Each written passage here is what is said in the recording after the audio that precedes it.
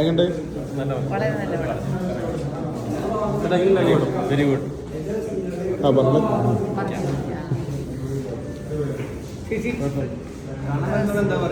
പറയാനുള്ളത് ഇന്നത്തെ കാലഘട്ടത്തിൽ നമ്മളിപ്പോൾ സുഹൃത്തുക്കൾക്ക് ഒരു പരിധി വരെ നമ്മളെ അമിതമായിട്ട് വിശ്വസിക്കരുത്.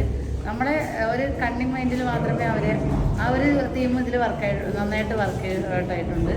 പിന്നെ ആ സീനറികളും പിന്നെ ആചാരങ്ങൾ ഉൾക്കൊള്ളിച്ചുകൊണ്ട് അതെല്ലാം വളരെ ജനഹൃദയങ്ങളിലോട്ട് എത്തും. നല്ല നല്ല വിഷയം. ഓക്കെ,